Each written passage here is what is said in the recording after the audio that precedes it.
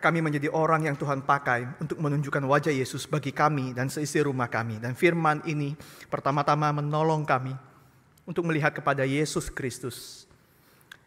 Tolonglah kami ya Allah Roh Kudus, kami siap untuk ditolong oleh firman-Mu pula. Urapi hamba-Mu yang menyampaikan bersama dengan umat-Mu yang membuka hati untuk menerimanya, agar sama-sama dibentuk dan ditolong oleh Roh Kudus. Dalam nama Yesus Kristus, Juru Selamat penebus pengasih kami yang hidup, kami berdoa mengucap syukur. Amin. Silakan duduk kembali. Shalom. Shalom, jemaat dikasihi Tuhan. Puji Tuhan untuk ibadah bersama-sama pagi ini dengan topik tentang Christian family, building Christian family atau membangun keluarga Kristen. Kita akan membaca dari Ulangan pasal 6, sebenarnya seluruh bagian, tapi hari ini untuk dibacakan saja, kita baca sampai ayat yang ke-13. Ulangan pasal yang ke-6, ayat 1 sampai ayat yang ke-13. Silakan membuka, memperhatikan Alkitab masing-masing dan izinkan saya untuk membacakan narasi ini bagi kita, perintah ini. Inilah perintah, yakni ketetapan dan peraturan yang Musa, aku ajarkan kepadamu atas perintah Tuhan Allahmu untuk dilakukan di negeri kemana kamu pergi untuk mendudukinya, supaya seumur hidupmu engkau dan anak cucumu takut akan Tuhan Allahmu dan berpegang pada segala ketetapan dan perintahnya yang kusampaikan kepadamu, dan supaya lanjut umurmu. Maka dengarlah hai orang Israel, lakukanlah itu dengan setia, supaya baik keadaanmu dan supaya kamu menjadi sangat banyak, seperti yang dijanjikan Tuhan Allah nenek moyangmu kepadamu di suatu negeri yang berlimpah-limpah susu dan madunya. Dengarlah, hai orang Israel, Tuhan itu Allah kita, Tuhan itu esa. Kasihilah Tuhan Allahmu dengan segenap hatimu dan dengan segenap jiwamu dan dengan segenap kekuatanmu. Apa yang kuperintahkan kepadamu pada hari ini haruslah engkau perhatikan. Haruslah engkau mengajarkannya berulang-ulang kepada anak-anakmu dan membicarakannya apabila engkau duduk di rumahmu, apabila engkau sedang dalam perjalanan, apabila engkau berbaring, dan apabila engkau bangun. Haruslah juga engkau mengikatkannya sebagai tanda pada tanganmu, dan haruslah itu menjadi lambang di dahimu, dan haruslah engkau menuliskannya pada tiang pintu rumahmu dan pada pintu gerbangmu. Maka apabila Tuhan Allahmu telah membawa engkau masuk ke negeri yang dijanjikannya dengan sumpah kepada nenek moyangmu, yakni Abraham, Ishak dan Yakub, untuk memberikannya kepadamu kota-kota yang besar dan baik yang tidak kau dirikan, rumah-rumah penuh berisi berbagai-bagai barang baik yang tidak kau isi, sumur-sumur yang tidak kau gali, kebun-kebun anggur dan kebun-kebun zaitun yang tidak kau tanami. Dan apabila engkau sudah makan dan menjadi kenyang, maka berhati-hatilah supaya jangan engkau melupakan Tuhan yang telah membawa kamu keluar dari tanah Mesir, dari rumah perbudakan. Engkau harus takut akan Tuhan Allahmu. Kepada Dia haruslah engkau beribadah, dan demi namanya haruslah engkau bersumpah. Saudara, ini ngomong tentang keluarga Kristen. Mau tahu orang Kristen atau bukan dari mana? Sebelum kita ngomong keluarga, paling gampang memang lihat KTP dan lihat ritual. Semua yang di sini datang masuk ke gereja, apakah jadi orang Kristen? Oh, of course not. Sama seperti semua yang masuk ke garasi nggak jadi mobil. Tidak semua orang yang masuk ke gereja pasti jadi Kristen. But somehow we know, paling gampang untuk discern whether somebody can be called as Christian adalah dari identity kartunya ya, identity cardnya ya. Teman-teman begini, saudara-saudara begini.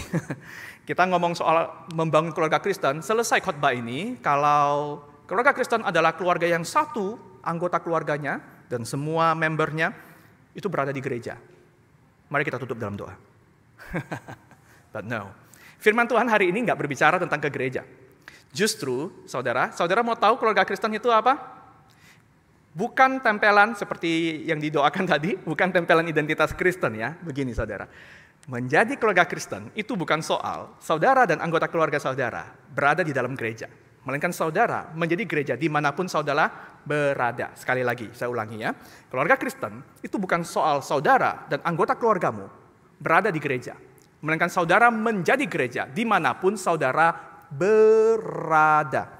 Saya mau mulai dengan ngomong tentang keluarga Kristen. Kalau keluarga Kristen adalah cuma soal tempelan ke gereja, maka saudara bisa punya apapun, lakukan apapun, asalkan ke gereja, selesai, di end. Nggak ada bedanya, cuma ritual. Tapi saya mau menyampaikan lewat sebuah cerita begini. Saya pernah nampilkan klip ini beberapa tahun lalu. Kalau ada yang ingat ya. Ini ada kisah tentang 4 orang ibu-ibu. Mereka sudah usia pensiunan dan mereka berada di panti jompo. Nah, kalau di luar negeri adalah hal yang umum ya, buat orang tua justru bisa aktualisasi diri, mendapatkan kebutuhan mereka di rumah jompo. Maka, ibu-ibu ini saling bercengkrama dong ya, dan mereka saling menceritakan tentang kondisi anaknya. Ibu yang pertama bilang, wah anakku, karirnya cemerlang. Dia jadi lawyer, jadi pengacara, ini kelas dunia. Kamu tahu klien-kliennya, kamu tahu Lee Tek Hwa, Andy Lau, wah ya. Kamu tahu aktor ini, penyanyi ini, namanya juga ibu-ibu ya sudah zaman era dulu kan ya. Maka dunia pergaulannya adalah dunia aktor-aktor itu. Wah dia kenal si ini, dia kenal si itu. Setiap kali telepon waktu Haidze ya, dia bilang, mama, tengsia wah masih sibuk ini, masih ada klienku punya kasus begini. Mama tahu Lee Tek Hwa ini lagi kontak aku begini. Wah dia bangga, wah sibuk ya. Oke. Jadi dia cerita, anakku ini, wah kenalannya nih berbagai kalangan public figure. Bangga sekali jadi lawyer yang dikenal di seluruh dunia. Ayo ibu yang kedua bilang, wah itu Haidze hempang. Tansu waktu Haidze ya nggak kalah loh. Anakku ini, kalau you tahu, you sering minum obat apa, sakit apa, merek ini.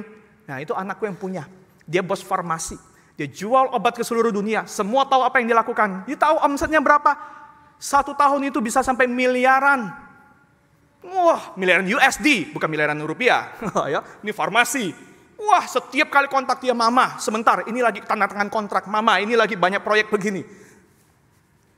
Waktu Haidze,钱很多ya, hempang, berhasil seperti yang diinginkan. Ibu yang ketiga membanggakan anaknya. Oh, anakku juga nggak kalah hebat. Anakku jadi kardiologis, jadi dokter ahli bedah jantung. You tahu, sekali operasi itu bisa dapat berapa? 40,000 USD. Sepai China, 40,000 USD, 1 kali operasi. 1 hari bisa sampai 8 kali operasi. Kalikan aja sebulan bisa dapat berapa? Wah, ini bukan cuma uang yang banyak. Itu semua pasien-pasien tuh antri cari water Haidze.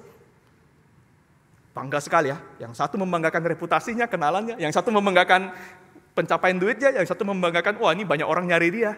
Ibu yang keempat ini dari tadi, melongo, haupang. Maka ibu-ibu yang lain minta gantian. Kalau kamu bagaimana anakmu? Ceritain, anakmu kerja apa? Dia jawab, anakku baik. Dan waktu dia ngomong anaknya baik, gak sempat cerita macam-macam, datang tuh mobil. Keluar anaknya, mama, ayo waktu kita pergi.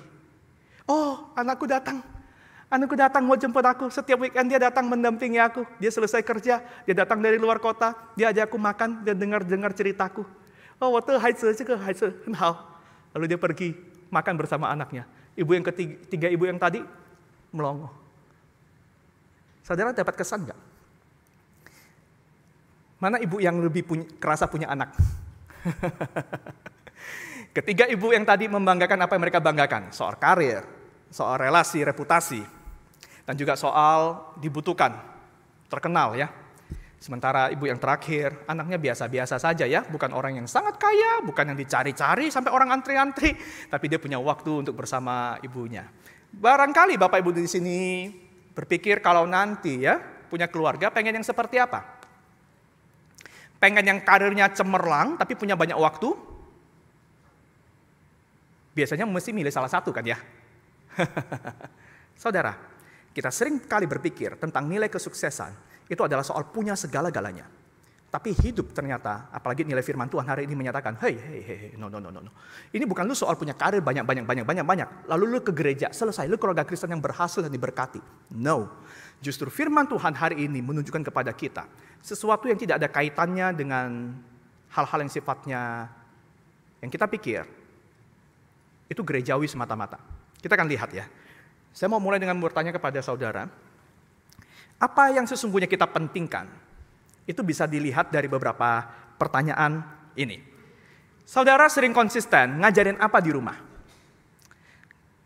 Siapa di sini yang bolak-balik mementingkan soal, lu kalau mau jadi orang yang dipandang, lu harus punya karir cemerlang. Harus congming. Chongming berarti harus sekolah yang baik. Apa yang rela saudara bayar, itu menunjukkan apa yang kita pentingkan. Nah, maka kalau kita pentingkan soal Chongming tadi, soal punya pendidikan yang baik, supaya bisa jadi orang, supaya bisa punya karir cemerlang, youqian, punya relasi di mana-mana, nah maka kita rela bayar harga berapapun, kuliah dimanapun, mau di Chungguo, mau di Kanada, mau di Meiko, mau di Mars, mau di Venus, spend semuanya, keluarin. Nah itu yang kita anggap penting kan ya. Apa yang kita anggap penting itu bukan cuma apa yang kita omong dan ajarkan, tapi bagaimana reaksi kita. Apa yang membuat kita sering marah waktu itu tidak dilakukan atau tidak tercapai? Kita marah karena apa? Orang tahu itulah yang penting. Jadi yang penting seringkali adalah satu, apa yang bolak-balik sering consistently kita omongin, kita ajarkan, kita tekankan. Apa yang membuat kita marah, kita reaktif kalau itu tidak dilakukan atau bahkan tidak terjadi. Dan apa yang untuknya kita rela keluar harga. Apa coba? Itulah nilai yang kita utamakan. Dan kalau nilai-nilainya adalah seperti 3 ibu di panti jompo tadi, soal karir, reputasi, uang, maka saudara mungkin akan berakhir dengan kekecewaan. Ternyata jadi keluarga Kristen nggak bawa dampak ya. Saudara, hari ini firman Tuhan justru mau menunjukkan kepada kita seperti apa keluarga Kristen, wujudnya itu seperti apa, bagaimana cara mewujudkannya, dan apa ukurannya, bahwa aku tahu ini sudah terjadi atau tidak. Saudara, kita akan mulai dengan membaca pasal 6 ayat yang keempat ya. Shema Yisrael, dengarlah hai orang Israel, Adonai Eloheinu, Adonai Ehad. Tuhan adalah Allah kita. Shema artinya dengarlah. Tuhan adalah Allah kita, Tuhan itu Esa, cuma satu-satunya. Saudara, inilah yang namanya Shema, inilah pengakuan iman dasar dari orang-orang Yahudi. Nah, iman ini digunakan setiap kali membuka ibadah. Dan ini adalah doa yang diucapkan dan diajarkan ketika ada seorang anak kecil baru belajar bicara. Saudara, kalau anak baru belajar bicara, saudara biasanya ngajarin kalimat apa? Mama, papa, minta hongpao. Ngajarin supaya bisa kongsi-kongsi ya. Tapi kalau anak-anak Yahudi, begitu mereka mulai berbicara, mereka sudah mulai diajar untuk melafalkan pengakuan iman ini. Singkat kan ya? Shema Yisrael. Cuma 6 kata ya. Adonai Eloheinu, Adonai Ehad. Dan mereka diajarkan sampai bisa fasih ngomong ini. Saudara, bukan cuma anak baru belajar ngomong yang diajarkan. Ini juga adalah doa yang diajarkan untuk diucapkan ketika seseorang berada di ranjang pembaringan menjelang ajal. Jadi di awal hidup dan di akhir hidup, mereka diajar untuk, hey, inilah pengakuan iman bahwa kita punya Tuhan yang esa. Tuhan kita itu hanya satu. Dialah Allah kita. Jadi yang diperkenalkan adalah Tuhan. Saudara mau tahu keluarga Kristen apa? Keluarga Kristen bukan soal yang ke gereja. Keluarga Kristen adalah keluarga yang menyembah Tuhan yang satu itu. Tapi perkenalan deklarasi tentang Tuhan ini nggak berhenti di sana. Apa yang utama yang membuat sebuah keluarga disebut keluarga perjanjian? Ini saudara. Perintah dari Tuhan Yesus ya. Yang Tuhan Yesus juga kutip ya dari bagian ini. Kasihilah Tuhan Allahmu dengan segenap hatimu, dengan segenap jiwamu, dan dengan segenap kekuatanmu. Jadi dengan seluruh keberadaan dirimu itu, hey, ini Tuhan yang diakui tadi, yang satu itu, yang adalah Allahmu, cintai dia dengan seluruh keberadaan dirimu. Saudara, kenapa dimulai dengan cinta? Kenapa tidak dimulai dengan aturan-aturan, dengan kekuasaan dan macam-macam? Begini, saudara, saya mau kasih contoh untuk kita membayangkan ya. Saudara tahu istilah the right man in the right place. Orang yang tepat di bidang yang tepat. Orang kalau kita taruh posisi yang di tepat sesuai dengan kapasitas dan kemampuannya. Oh saudara, ini adalah orang yang hidupnya paling enak sih. Karena segala sesuatu yang dia kerjakan itu effortless. Dan dia bisa enjoy. Saya kasih contoh. Saudara taruh untuk seorang yang berhubungan dengan banyak orang. Misalnya kerjaan front office. Kita mesti kasih orang yang extrovert ya. Yang dia kalau ketemu orang, dia omongan tuh gak ada habis-habisnya tuh. Selalu ada aja topiknya.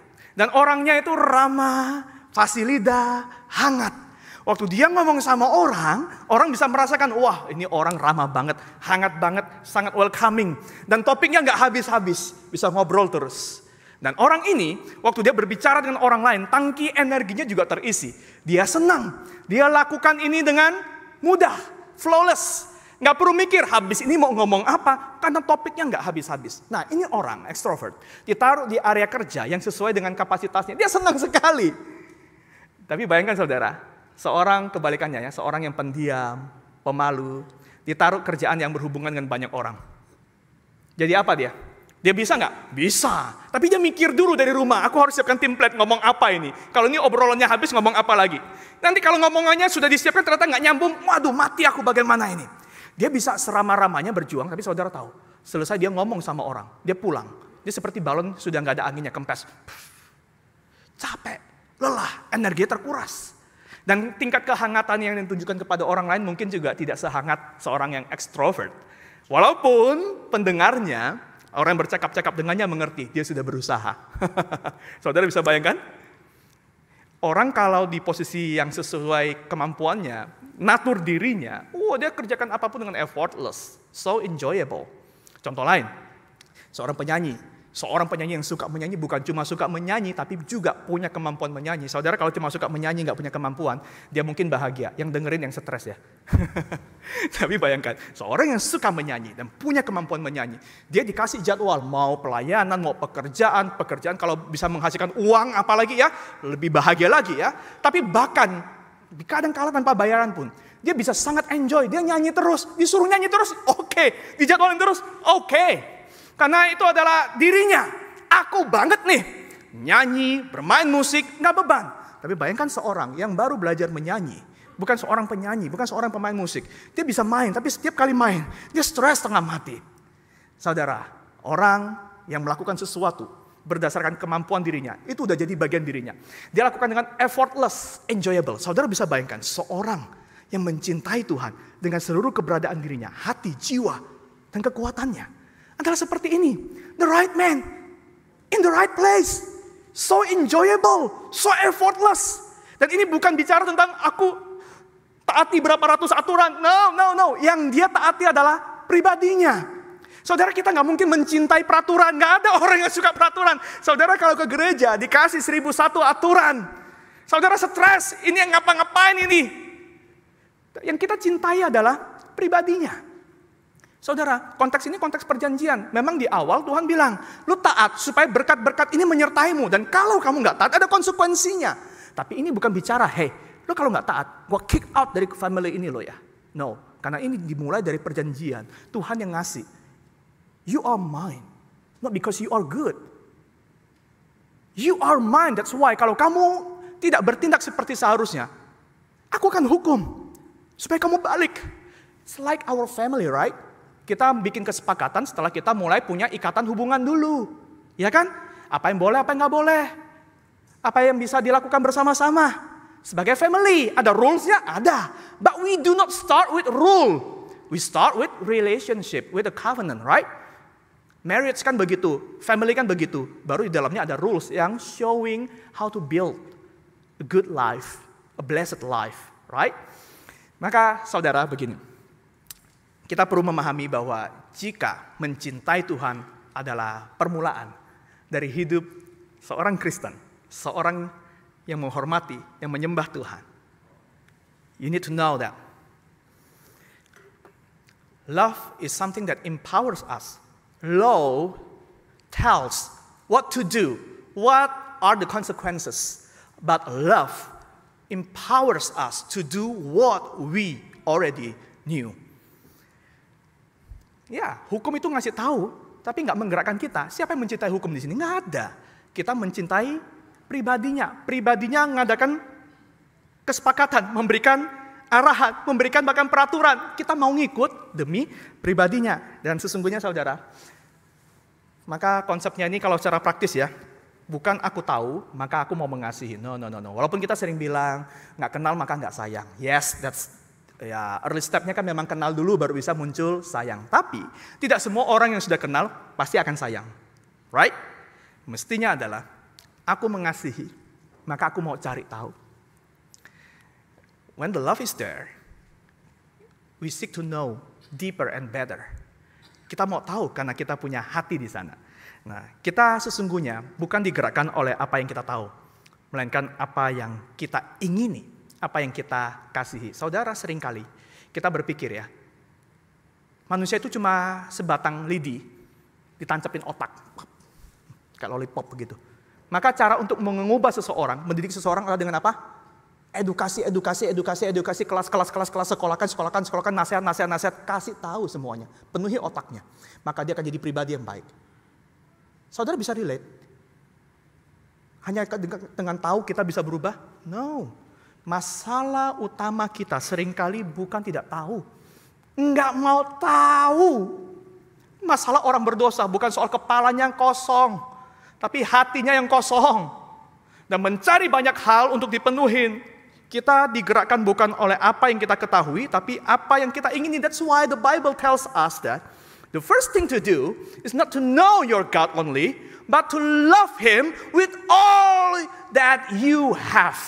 With all your heart, all your soul, all your power.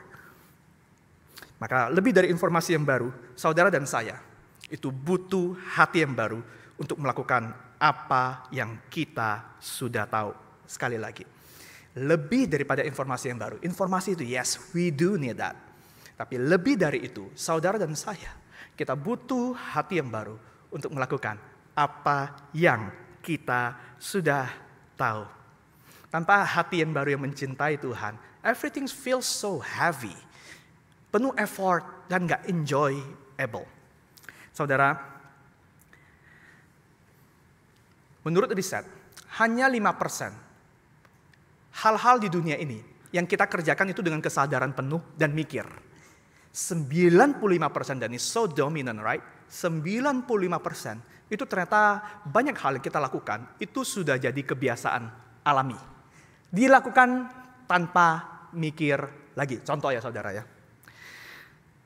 Saudara kalau misalnya pertama kali nyetir kendaraan, nyetir mobil atau motor, ada yang pernah les dulu? Pertama kali kalau nyetir motor atau mobil, misalnya mau belok kanan, saudara harus ingat stepnya apa sebelum belok? Jangan rating dulu, masa tiba-tiba rating. Lihat apa dulu? Lihat spion dulu, kanan, kosong nggak? Setelah lihat spion kanan langsung muter?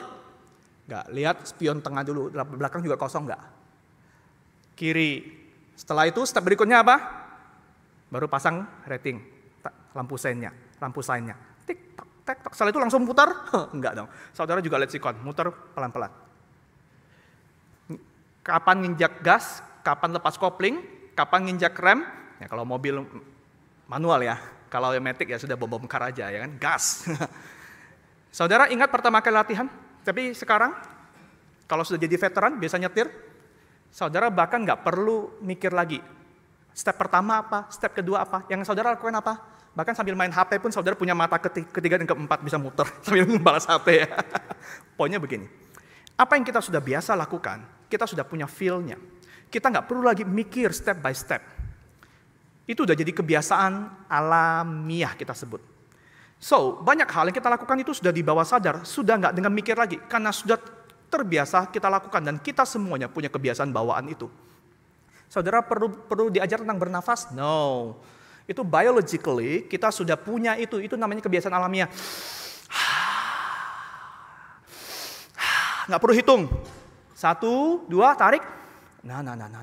Tapi kita perlu tahu, ada kebiasaan-kebiasaan yang kita perlu bangun baru. Karena sedari kecil, kita punya kebiasaan yang berbeda. Training pertama kali, itu pasti sifatnya teori. Perlu informasi, step by step, how to do it. But the goal is, membuat itu supaya unconsciously, itu udah di second nature, kebiasaan alamiah yang kedua, yang kita lakukan tanpa mikir lagi. Ini namanya internalisasi. Dan inilah yang Alkitab katakan. Balik lagi sebentar. Jadi apa itu keluarga Kristen?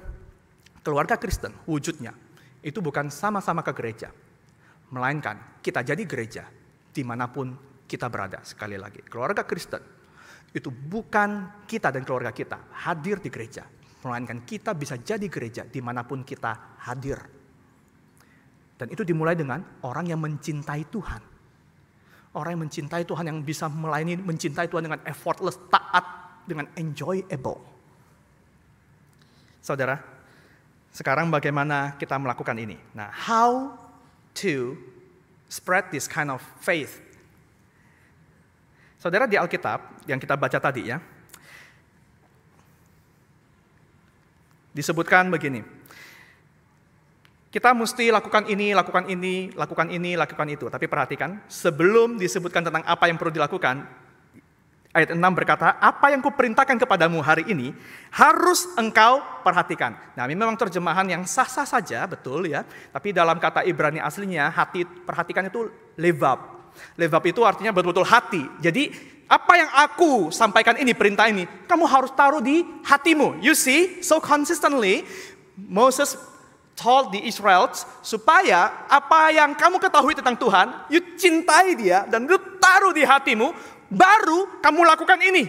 Supaya ini jadi second nature. Supaya ini jadi kebiasaan yang alamiah. Dan apa yang mereka lakukan? Disebutkan. Omongkan berulang-ulang. Omongkan berulang-ulang. Mau di perjalanan, mau di rumah. Mau waktu tidur, maupun waktu bangun. Bukan ngigau ya, waktu tidur ya. Sebelum tidur ya.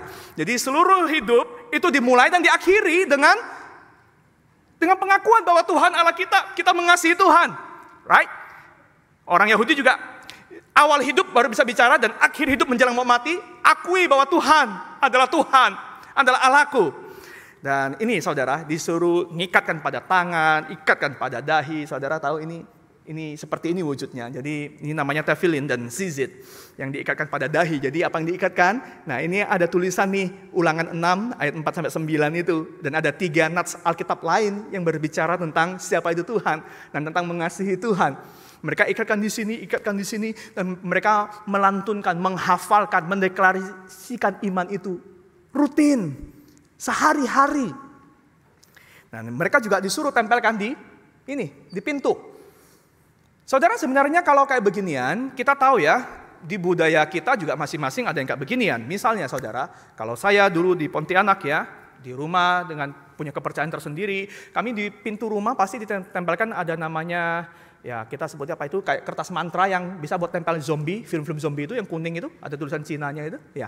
Kita sebutnya itu kertas mantra atau hu ya. Kemudian ada cermin, model bentuk segi 6 begitu.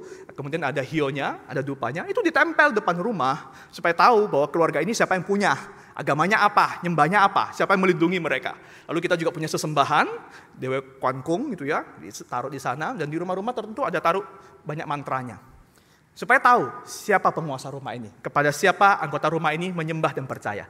Mirip juga lah saudara dengan saudara hari ini keluarga Kristen. Tempel apa di rumah supaya orang tahu keluarga saudara Kristen? Salib ya kan, beli emas, salib bentuknya. Jadi kalung, jadi cincin, jadi anting. Cuma satu yang memang orang tolak ya, disalibkan. Saudara, dengan kayak beginian, yang mau ditekankan adalah apa? Supaya kita bisa menghayati sesuatu. Sesuatu itu harus sering ditampakkan.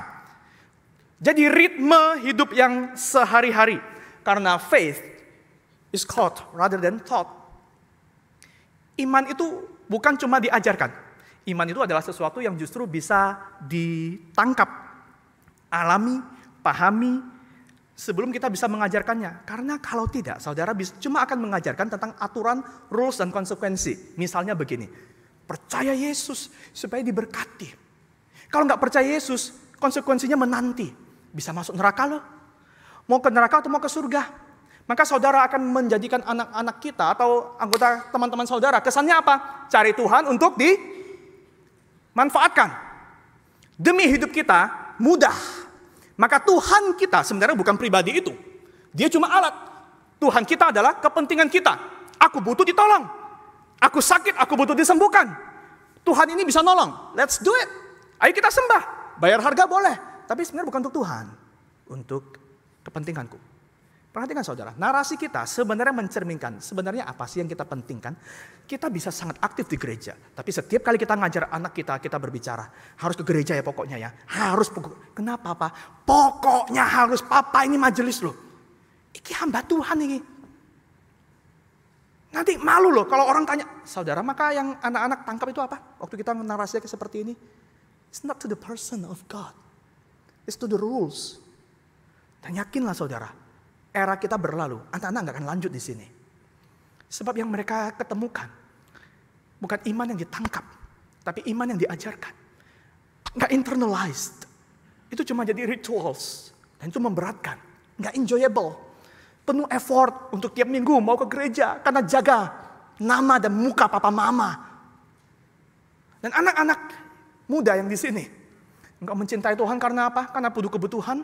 Sebenarnya sangat manusiawi, kita semua punya kebutuhan. But you will not find the beauty of being a Christian kalau engkau memulai dengan kebutuhan dan engkau memanfaatkan Tuhan.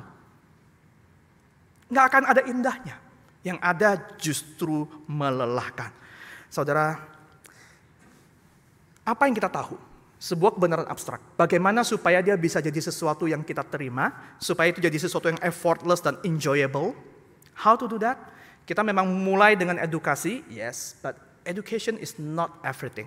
It's just the first step of everything, of many things. Bagaimana mengubah kebenaran abstrak menjadi sesuatu yang bisa kita hayati dan kita mau terima. Supaya bahkan yang mengajarkan sudah tidak mengevaluasi kita lagi, tidak melihat kita lagi, tapi kita tetap mau melakukannya. Kita mesti barengi itu dengan pengalaman indrawi yang membuat apa yang kita tahu menjadi begitu nyata sehingga kita mau ikut. Saya kasih contoh, saudara. November lalu saya pulang Pontianak. Saya punya sepupu mau nikah. Dan setelah selesai pesta, saya diajak biasanya punya sepupu yang lain yang suka ngajak saya kuliner. Dan ada satu hal yang unik, yaitu waktu saya ke rumahnya, dia biasanya merokok. Dulu tuh merokok. Setahu saya terakhir dia dari rokok, akhirnya dia ganti nge-vape ya. Vape itu vape ya, rokok elektrik ya. Tapi hari itu waktu saya ke rumahnya, saya menemukan ada taburan permen. Permen seperti permen pedas, permen mint begitu ya. Di atas mejanya. Saudara bisa tebak itu buat apa permen? Dia rupanya sedang berupaya untuk berhenti merokok. Jadi digantikan dengan permen itu. Kalau rasanya pengen ngerokok, ya udah dia makan permen itu. Saya tanya, tumben lu berhenti. Kenapa? Hasil check up jelek kah? Atau istri mengancam kah? Atau apa? Siapa yang berhasil ngomongin kamu? Karena dia sudah lama diminta untuk berhenti merokok, tapi nggak bisa. Bukan nggak tahu konsekuensi tentang merokok. Dia lalu cerita, iya begini loh. Dia sebut ternyata dia punya adik ipar dari pihak istri. Suaminya itu ternyata pengusaha vape. Jadi dia punya pabrik vape di Pontianak ya. Dan istrinya itu kena kanker paru-paru. Dia kaget. Padahal istrinya nggak ngerokok loh. Yang ngerokok, yang nge-vape itu suaminya yang punya usaha itu. Lah lantas kenapa bukan suaminya yang kena, malah istrinya yang kena? Karena begini, suaminya itu sering merokok di dalam kamar bersama dengan keluarga. Ada anak dan istri di sana, di ruangan ber-AC. Dan vape itu memang nggak ada asap yang seperti rokok fisik. Tapi dia ada cairan kimianya kan ya. Itu ternyata nempel di filter AC. Sehingga udara yang keluar dari AC-nya itu justru meracuni istrinya. Dia nge-vape, dia nggak sampai kena kanker, tapi istrinya yang sensitif kena kanker paru-paru. Bukan istri sepupu saya yang kena, tapi saudara tahu? Dia bilang, sejak aku melihat adik iparku menderita sekali,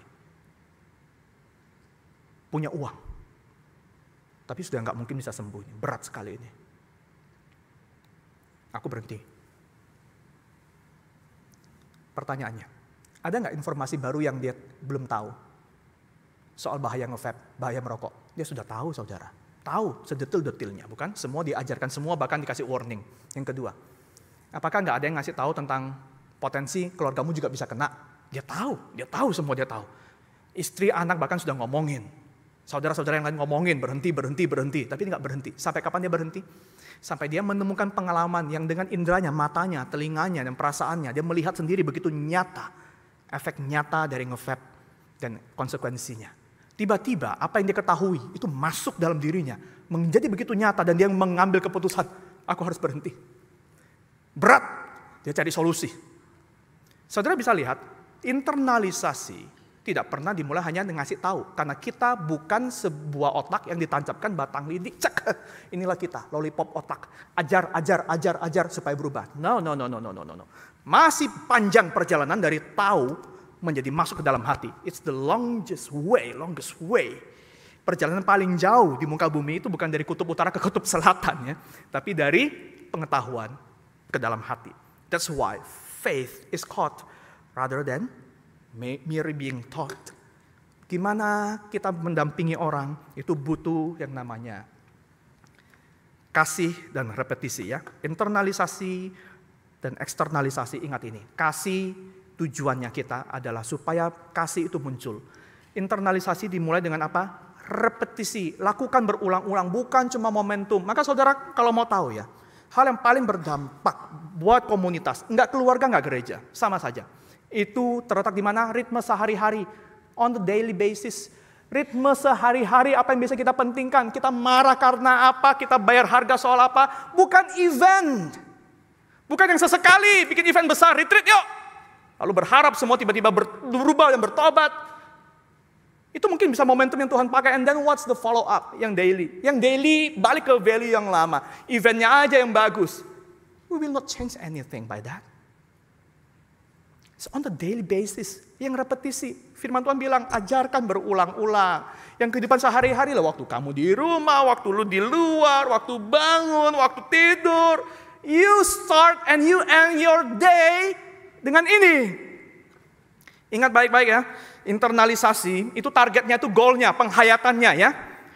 Nasihat, pengajaran, pendampingan itu tahapan luarnya yang kelihatan. Maka jangan berpuas diri hanya karena sudah ngajar, sudah ngadain event, udah papa mama sekolahkan baik-baik, udah papa mama dorong ke gereja dan pelayanan. No, jadilah. No. The goal itu bukan melakukan itu, the goal itu make sure. Pendampingan ini kita tahu betul anggota keluarga yang kita sayangi ini. Sahabat kita ini. Ketemu Yesus apa enggak? And how do you know? Daily interaction. Nah, inilah yang ketiga saudara. Bagaimana kita tahu bahwa proses ini sudah menghasilkan? Nah, the test is, ujiannya untuk tahu bahwa ini jalan apa enggak begini.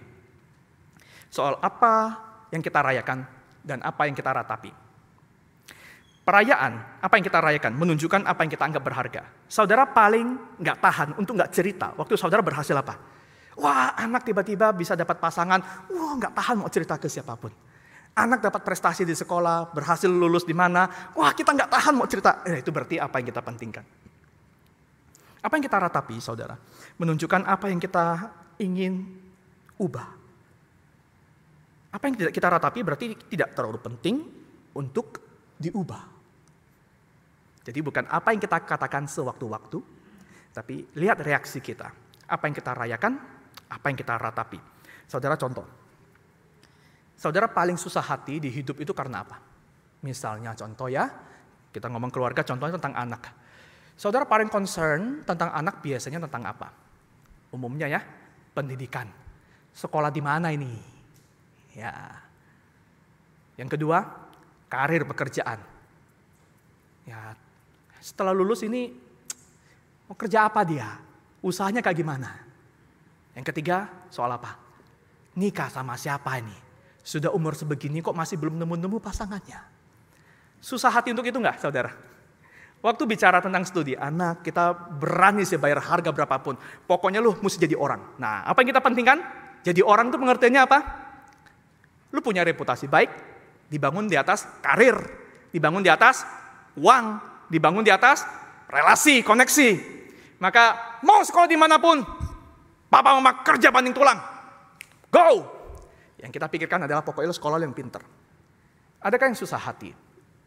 Yang berkaitan dengan apakah dengan melakukan ini, studi di bidang ini, ke sini. Ini akan menolong anak ini lebih mandiri, mencintai Tuhan. Most likely, orang hanya berpikir soal apa yang sifatnya materi.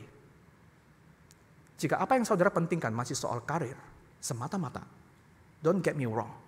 Karir, pencapaian-pencapaian dalam hidup, reputasi, uang, they are very, very important.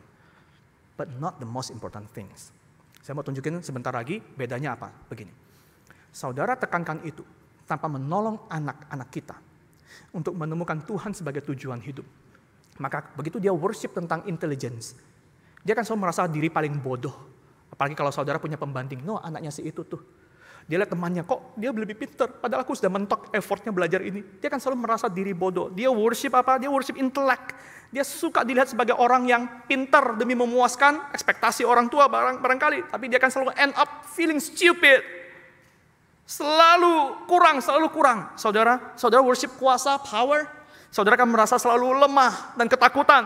Takut, aku perlu mempertahankan kuasa ini, jabatan ini, otoritas ini. Saudara menghargai, memuja uang dan materi. Saudara kan selalu merasa miskin, gak pernah cukup. Aku mesti memastikan uangku cukup untuk 7 turunan anak-anakku. Saudara mengagumi, memuja soal tubuh yang cantik, seksualitas. Saudara takut tua. Saudara takut keriput, saudara takut sakit penyakit mulai menghampiri, stamina mulai drop, aku sudah tidak produktif lagi, aku tidak berguna lagi. Dan saudara lihat, semakin saudara memuja itu dan saudara pakai Tuhan untuk mendapatkan itu, saudara akan stres. Apa indahnya keluarga Kristen, aku juga sakit, aku juga dilupakan, aku juga sudah mengalami kesusahan. Apa istimewanya jadi Kristen? Tapi saudara, jika saudara memulai Kristen itu bukan soal ritual dan status di gereja, tapi saudara mulai dengan Adonai Ehad, Adonai Eloheinu. Dan aku mencintai Tuhan yang menciptakanku, yang mengasihiku. Dia satu-satunya tujuanku hidup. Saudara, you worship Him. Uangmu, powermu, nama baikmu, bahkan penuaanmu, itu akan menjadi ekspresi cintamu padanya. Ini akan menjadi the story of His grace. Dalam kerapuhanmu, engkau justru menceritakan tentang Tuhan, bukan cuma lewat kekuatanmu. Dalam kegagalanmu, engkau bisa menunjukkan kemurahan hatinya, bukan tentang kehancuran hidupmu. So powerful. Saudara tahu di sini tidak ada orang yang suka susah. Tapi kapan saudara berani susah? Saudara susah untuk sesuatu yang lebih besar daripada diri kita. Di mana orang punya kasih, dia akan berani menghadapi ketakutan apapun. Saudara tidak ada yang suka sakit di sini. Tapi saudara kalau anak sudah sakit, saudara bahkan bisa berdoa, Tuhan, biarkan aku yang sakit. Aku tahu sakitnya nggak bisa dihilangkan, tapi aku punya kerelaan untuk menggantikan dia menghadapi sakit itu. And let me tell you, this is the gospel. Inilah yang Yesus lakukan. Dan Yesus berkata, Father, let me replace them. Biarkan aku menggantikan mereka menghadapi tanggungan dosa ini. Dan Yesus yang seperti itulah yang pertama menunjukkan kasih-Nya sepenuh dirinya untuk saudara dan saya. Dan kepada Tuhan yang demikianlah kita percaya. Dan kepada Tuhan yang demikianlah kita diminta, kasihi Dia dengan semua yang kau miliki. Dan engkau akan temukan kekuatan, bukan ketakutan. Engkau akan temukan kasih yang melampaui ketakutan. Dan seumur hidupmu, ujiannya apa? Ujiannya ini, yang kita baca tadi ya. Supaya di dalam masa kejayaanmu, tadi diceritakan bagaimana kalau mereka sampai di tanah yang Tuhan janjikan, penuh susu dan madu. Dan itu bukan kamu yang bangun kotanya, ladangnya bukan kamu yang tanami, sumurnya bukan kamu yang gali. Itu semua mulai dari anugerah perjanjian Tuhan yang berikan. Kamu memang punya kontribusi, kamu bekerja. Tapi bukan kontribusimu yang menyebabkanmu menerima itu. Dan kita merasa, Tuhan, aku karya, aku berkarya, aku berjuang loh. Tapi Tuhan bilang, no, you don't get it. Ini semua bukan tentang karyamu, ini anugerahku. Supaya kalau engkau menerima ini dan menerima itu, bahkan lu punya anak, lu punya keluarga, lu punya usaha untuk dikerjakan, lu punya relasi untuk dibangun, lu punya reputasi yang mau dikejar. Let me tell you. Supaya lewat semuanya itu, orang tahu siapa yang kamu sembah, siapa yang kamu kasihi. Dan hidupmu tidak hancur waktu satu demi satu yang sementara ini, aku titipkan ini, diambil daripadamu. Because your joy is not on those things. Tim Keller mengatakan dengan sangat baik ya, sangat artikulatif. Saya suka tulisannya. Dia berkata begini, what the heart most wants, the mind finds reasonable, the emotions finds valuable, and the will finds doable.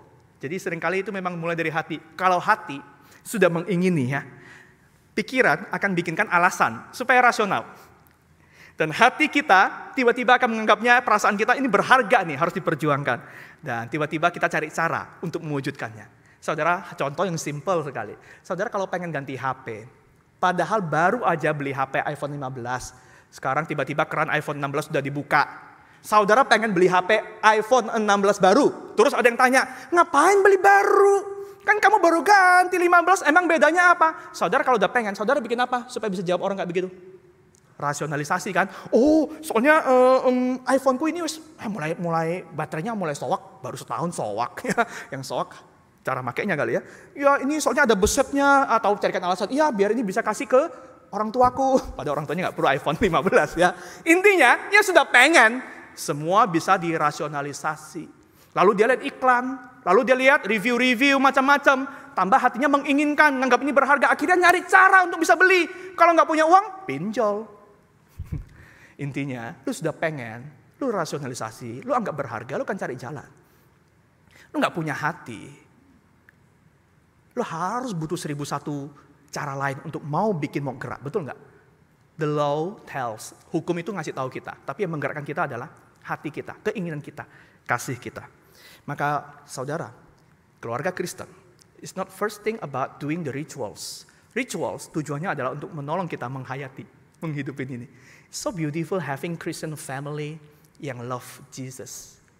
Bukan love rituals, bukan love church, bukan love many things that you can mention di gereja. Apa yang sering saudara katakan? Saya punya anak yang kecil, itu anak kedua saya baru umur 3 tahun. Dan belakangan saya sering sekali pergi keluar ke rumah. Dan anak saya yang kecil itu sempat ngomong gini, papa kok pergi lagi? Papa mau kemana? Nah, saya pikir anak nggak mengerti kan ya soal pelayanan. Maka saya cuma bilang, papa rapat. Terus dia besok tanya lagi, papa hari ini kemana rapat lagi? Oh bukan, hari ini fellowship. Besoknya lagi, papa kemana lagi? Supaya jawabannya nggak sama, saya jawab, papa komsel. Jadi sudah punya template, rapat, pelayanan, fellowship, tambah satu lagi, komsel. Lalu anak saya setiap kali saya pulang, papa sudah pulang? Atau papa mau pergi lagi? Kalau dia sudah lihat saya pakai celana panjang, dia sudah tahu, papa mau pergi lagi ya? Papa, enggak, papa baru pulang. Yang dia tangkap setiap kali saya keluar adalah, saya mengerjakan sesuatu. Belakangan saya mulai mikir, apa yang perlu saya katakan kepada anak umur 3 tahun ini? Apakah bahwa pekerjaan saya adalah sebagai hamba Tuhan? Pelayanan saya adalah pekerjaan saya? Saya pikir saya harus lebih dalam. Excuse-nya adalah saya selalu beranggapan anak saya belum mengerti. Jadi saya sampaikan kalimat yang praktis, yang sederhana. Maka sambil saya mempersiapkan khotbah ini, kepikiran. Biasanya tiap malam doa bareng ya. Saya pikir pengakuan deklarasi iman perlu diajarkan kepada anak-anak. Papa melayani Tuhan Yesus. Melayani dengan cara gimana? Rapat. Jadi yang saya mau tangkap anak saya belum mengerti, tapi saya ingin dia bisa mengucapkan hal yang kalau nanti dia sudah mengerti, dia bisa tahu apa maksudnya ini. Tapi saya melatih diri saya juga untuk membiasakan diri dengan narasi yang mengarahkan kepada pribadi Yesus, bukan tentang ritual-ritual yang saya kerjakan. Sebab setiap kali berdoa untuk pelayanan papa, persiapan khotbah, kesehatan, saya harus belajar juga untuk berbicara tentang pribadi Yesus, bukan tentang kegiatan gerejawi. Saudara, apakah engkau dengan keluargamu, orang menganggap bahwa engkau begitu aktif, engkau belain gereja? Ataukah engkau belain Yesus Kristus? Kalau cuma gereja, maka Tuhanmu cuma ada di gereja. Engkau belain Yesus Kristus di pekerjaanmu, di masa sukarmu, di masa tertekanmu. Apakah orang bisa berkata, wah gila orang ini, kok beda sekali ya? Dulu orangnya kayak begini-begini, sekarang kok bisa jadi begini? Apa yang terjadi? Dulu orangnya tuh gak kena diomongi loh. Sekarang kok bisa jadi kayak begini? Dulu orangnya tuh wah concen. Chen itu everything. Sekarang kok bisa Chen untuk bantu orang? Dulu orang ini begitu arogan, gak bisa diomongin. Sekarang kok bisa tiba-tiba sangat humble? Kok orang ini bisa minta maaf? Kok orang ini bisa mengaku salah? Kok orang ini bisa menangis? Dulu gak pernah begitu loh. Saudara, kita hanya bisa berubah karena kita ketemu pribadi yang mengubah kita, bukan aturan. Aturan justru membuat kita berhati-hati. Aturan membuat kita memikirkan kepentingan pribadi, tapi soal pribadi yang mencintai kita. Begitu ada cinta itu, semua aturan diikuti demi pribadi itu. Dan inilah saudara, the liberating joy, not the intimidating law. Ini sukacita yang membebaskan, bukan hukum yang menekan dan mengintimidasi. Karena Yesus pribadi itu menggantikanmu dan saya menerima yang paling kita takutkan, hukuman atas dosa, sehingga dia menginspirasi kita hari ini untuk taat dengan sukacita. Bukan lagi terintimidasi oleh perasaan bersalah sehingga taat dengan terpaksa. Sekali lagi saudara, kita bahkan bisa menginspirasi dengan narasi Yesus. Contohnya begini, hey, Yesus sudah mati buat kamu, kok nggak tobat-tobat? Gak tahu terima kasih kamu. Perhatikan ya, bahkan cinta Yesus bisa kita narasikan dengan kalimat yang intimidatif. Nggak tahu diri loh ya. Dan saudara, saya menemukan banyak anak-anak muda yang tanda kutip ya, ateis praktis. Aku nggak minta Yesus mati buat aku. Ngapain lu ngomong soal Yesus mati buat aku? Karena apa yang dia dengar tentang Yesus mati buat dia nggak relevan. Aku nggak pernah merasakan Yesus itu berarti. Kenapa dia harus mati sama buat aku? Siapa aku? Siapa dia? I don't care at all. I don't give. Nah, dan saudara, kita ngomong Yesus tanpa membawa Yesus dalam hidup kita sehari-hari. It's only being taught, cuma diajarkan. It's not being caught, nggak ditangkap oleh orang lain. Maka keluarga Kristen itu bukan soal kita ke gereja. You ketemu Yesus, anakmu ketemu Yesus, pasanganmu ketemu Yesus. Itu sama-sama worshiping, it's so beautiful. Sama-sama mengaku siapa Tuhan di hidupku. Maka saudara, hidupilah Injil. Baru kita pandu generasi berikutnya agar mereka mengalami, melihat, belajar menghidupi Injil yang membebaskan.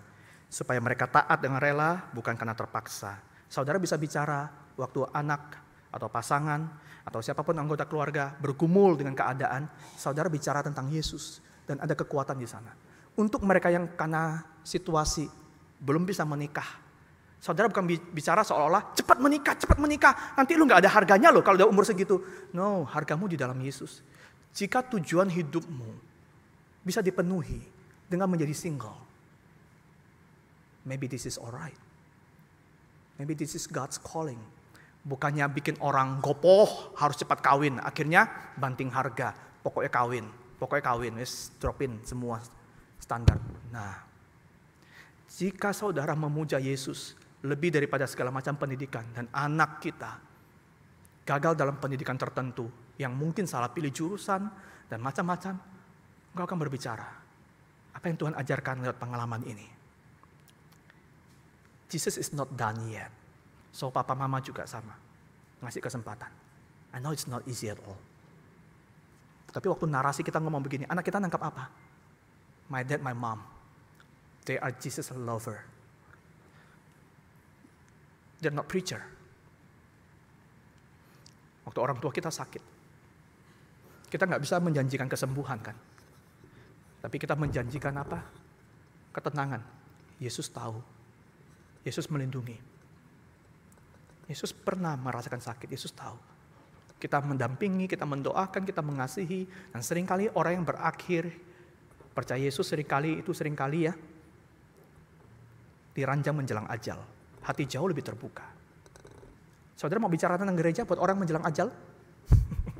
Bocuan ya. Orang sudah mau mati, nggak bisa diajak ke gereja, nggak bisa persembahan, nggak bisa pelayanan. Ya. But if you love Jesus, you will let people know. And somehow, and eventually, orang-orang yang ada di sekitar orang tua itu akan melihat Yesus di hidup kita. Dan mereka tahu, they are Jesus lover. And this is the Christian family that we adore. Yang kita mau, bukan yang ngumpul di dalam, tapi yang bisa berdampak keluar. You need to start with loving Jesus. And then keep on talking about it. Lihat yang sehari-hari. Apa yang membuatmu marah, itulah yang kamu pentingkan. Adakah di sini yang gelisah karena anak-anak kita tidak ketemu Yesus sekalipun dia sangat rajin melayani? Adakah kita gelisah di gereja ini? Orang-orang duduk memang, ngumpul, rame memang, dan kita senang dengan itu. Apa yang kita cari? Gereja ini penuh. Penuh dengan orang seperti apa? Banggakah engkau anak-anakmu pintar? Yaitu jadi lawyer, kenal ini dan itu. Punya usaha ini, maju setengah mati, 7 turunan harta gak habis. Tapi saudara sekali dia menemukan kegagalan.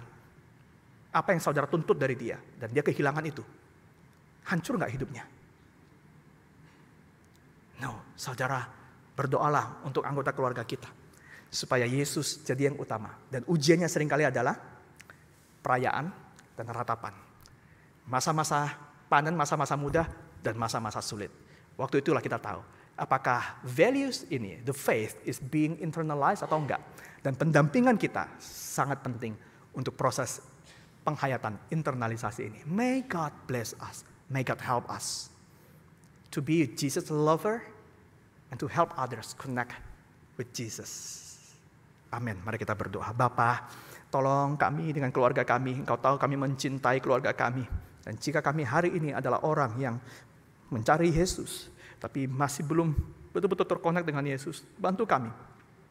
Dan firman ini mengerti bahwa everything start with loving Jesus, knowing Jesus, and then help others to live it in daily rhythm. And then diuji ketika masa sukar maupun masa muda. Tuhan bantu kami. Because we know we are not perfect at all.